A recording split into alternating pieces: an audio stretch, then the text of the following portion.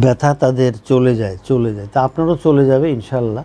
আপনি এই চিকিৎসাটা করেন। এখন চিত হয়ে যে শুয়ে আছেন, শুয়ে পা দুটো সোজা করেন, দুই হাঁটু সোজা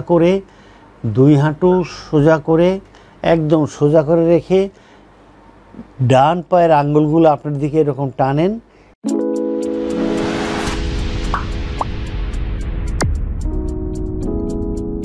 আসসালামু আলাইকুম। যিনি কল করেছেন নাম বলেন, কোথা থেকে কল করেছেন?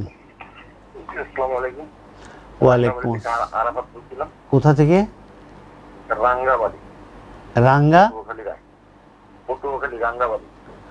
রাঙ্গাবাড়ি তো চিনবো না, আপনি পটুয়াখালী বললে তাহলে হয়তো আমরা বুঝবো।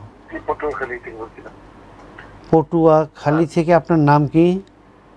আরাফাত। আরাফাত। বয়স কত? বয়স 39। 39-এর আরাফাত। বলেন কি কষ্ট আপনার? আমি দীর্ঘ প্রায় 5 বছর আগে মাজায় ব্যথা হয়েছিলাম। মাজায় একটা পাতিলের মাজায় ব্যথা জি। ঔষধ ডাক্তারকে দেখাইছি কয়েকবার, ডাক্তারকে ভালো একটা ওষুধ হয়নি। নিজে তোরি 90 খাইয়া মোটামুটি সুস্থ। যদি সুস্থ থাকেন তাহলে তো আর আমাকে দরকার নেই আপনার। আপনি ওই চিকিৎসকের চিকিৎসা নেবেন। আপনার মাজার ব্যথা ডান দিকে না বাম দিকে? কোমরে ব্যথা নিয়ে সেখান থেকে এই যে মানিব্যাগ থাকে না। কোমর কোন কোমর? বাম পাশে না ডান পাশে? ডান পাশে। এই ব্যথা যেখানে মানিব্যাগ থাকে ওখানে যায় নাকি হাঁটুর বাম হাঁটুর ডান হাঁটুর নিচে যায়? একটা ডান হাঁটুর নিচ পর্যন্ত, এই যে পার গুরমুজের উপরে যে সামনের সাইডে টাই ছিল ব্যথা করছে। এই ব্যথাটা করে কখন? হাঁটলে না বসলে? বসলে করে, হাঁটলেও করে, শুয়ে থেকে পাও যদি আমি একটু লাড়াচাড়া করি তাতেও করে। আচ্ছা, আপনি এখন একটু চিত হয়ে শুবেন মাথার নিচে একটি বালিশ দিয়ে। জি, চিত হয়ে শুবেন, মাথার নিচে একটি বালিশ দেন।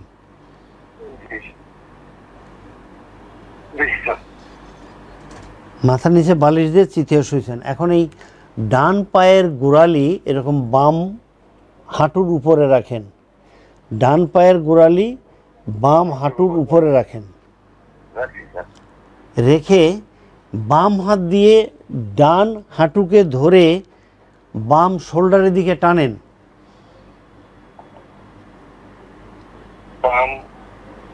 বাম হাত দিয়ে ডান, আমরা একটা ভিডিও দিছি, দেখেন ভিডিওটা দেখেন। ওই যে ভিডিওতে দেখা যাচ্ছে, ওই যে ভিডিও, ওই যে আমাকে আরো সরায় দাও, আমার ডান দিকে সরায় দিয়ে ভিডিওটা ওখানে দাও। ওই যে ভিডিও দেখা যাচ্ছে,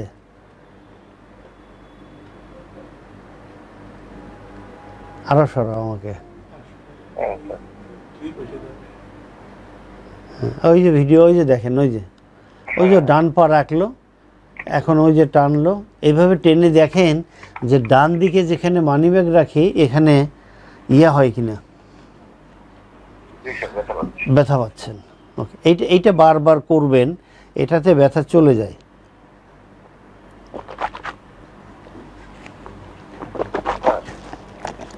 আমাদের অন্যান্য রোগী যারা এই রকম কষ্ট ভোগে, তারা এই কাজ করলে ব্যথা তাদের চলে যায় তা আপনারও চলে যাবে ইনশাল্লাহ। আপনি এই চিকিৎসাটা করেন।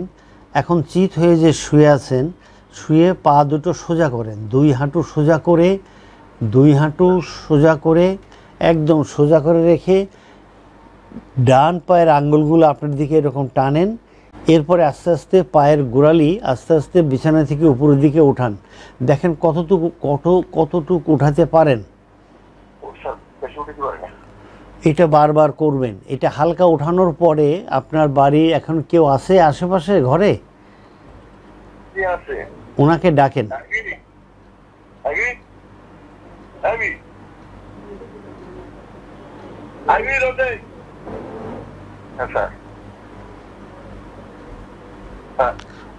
ওই যে ভিডিও দিলাম, ওই যে দেখেন, এইভাবে উনি এসে এভাবে পা ধরবে আপনার। আপনি যতটুকু উঠাতে পারেন, এটা এই লোকটা অনেক উঠাতে পারছে, বাট আপনি যতটুকু উঠাতে পারেন ততটুক উঠালে ওই আপনি যে লোকরে ডাকলেন ওই লোকটা আপনার পায়ের গোড়ালি ধরবে। হ্যাঁ লাগা। উনি উঠাবে না, আপনি উঠাবেন, যতটুকু উঠাতে পারেন সেখানে পায়ের গোড়ালিটা ধরবে সে। ধরার পরে আপনি পায়ের গোড়ালির উপরে চাপ দিয়ে মনে মনে 1001, 1002 এরকম 1005 পর্যন্ত গুনবেন, অথবা সুবহান আল্লাহি ওয়া বিহামদিহি সুবহান আল্লাহিল আজিম পড়বেন।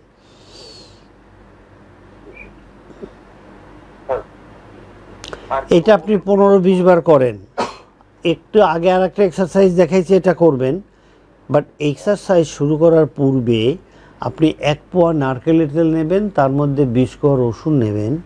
রসুনগুলোকে কেটে শেষে চিকন করে এটাকে তেলের মধ্যে দিয়ে গরম করবেন। যখন এটা লাল লাল হবে, কালো যেন হয় না, তখন একটা পাত্রের মধ্যে ঢেলে রাখবেন।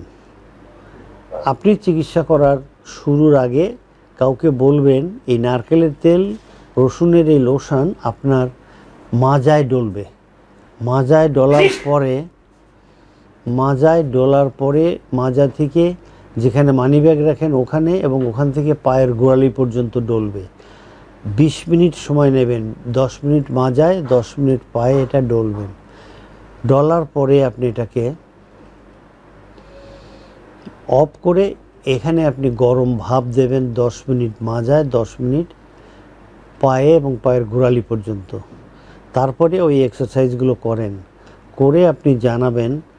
আপনি আমাকে 4 তারিখে এ সময় জানাতে পারেন, অথবা 4 তারিখের পরে আমাকে 29শে এপ্রিল জানাতে পারেন, রাত 9টা থেকে রাত 10টায়। আপনাকে অসংখ্য ধন্যবাদ আরাফাত, পটুয়াখালী থেকে কল করার জন্য। সালামু আলাইকুম।